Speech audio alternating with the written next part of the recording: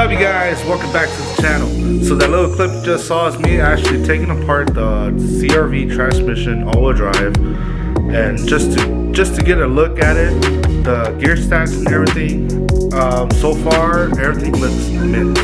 So I'm just gonna run the CRV stock transmission gearbox, because comparing with my R6 gearbox, I don't want to just risk it. So the plan was to add 6 gear to the gearbox using the RSX, but the more I research, the 6 gears ratio is basically the same as the 5th gear from the CRV. So there's actually no point of me adding a 6th gear. So I'm just gonna say F it and just run the stock 5-speed. I really want 6-speed just for cruising and stuff, but if it's just gonna be the same, there's no point in me putting it into it. So I'm just gonna clean up the transmission casing and everything, and I'm just gonna slap it back together and put it into the car. So to compare this 5-speed versus my RSX, the gears, synchros, and everything actually look way better than my RSX transmission. That's why I just decided just to say run this transmission for now until I can get some funds and actually fully rebuild a transmission with maybe PPG and LSD and all this stuff. But for the meantime, I'm just gonna run the manual 5-speed transmission all-wheel drive from the CRV.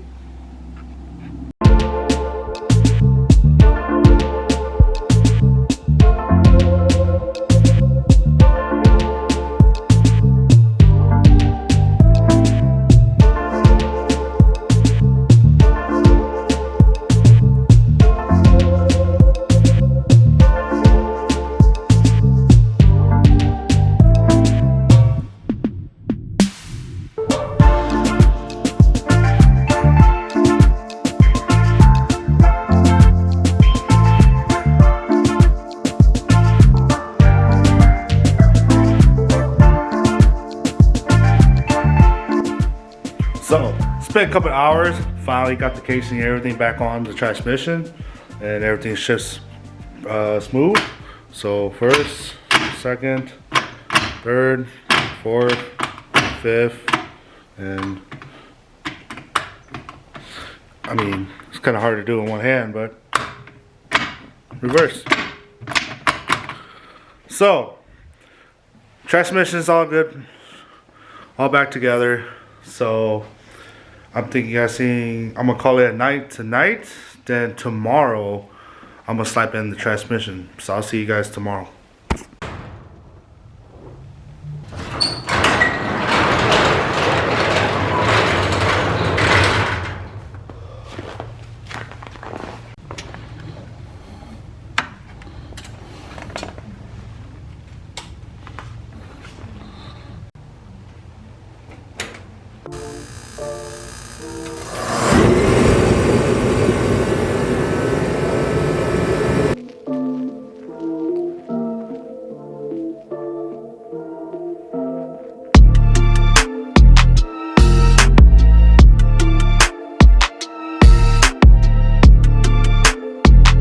Alright, finally got the transmission in. Took me a while. It kind of dropped the camera and broke it a little bit, but it's still working. So yeah, as you can see, transmission is in, bolted up. Semi-bolted up, but it's bolted up.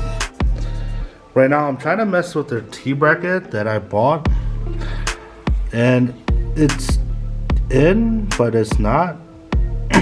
As you can see, it is bolted up to the block, but for the rear, you can see that the hole doesn't line up at all. Even those 2 holes does not line up at all.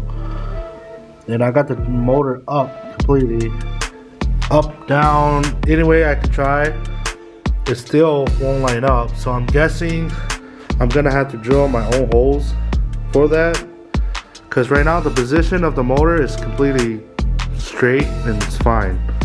Because I got my jacked up the motor up to even it out, but still the rear T-bracket won't line up, so I'm gonna have to take it off and drill my own holes for the bolt. Got the mount drilled and mounted in place, and the motor looks happy where it's at. Everything's nice and straight how it used to be. Still have a lot of room down below. It is pretty tight right here, as you can see, but yet I still have a good amount of room right there too, but it is tight though. Yeah, but other than that, transmission, rear bracket mounted. So transmission is mounted, T-bracket is mounted, and all I gotta do now is basically put everything back together. So I'm just gonna start putting basically what's surrounding the motor all back together, like the starter, some of the hoses and components and stuff, and I'm just gonna get on to it.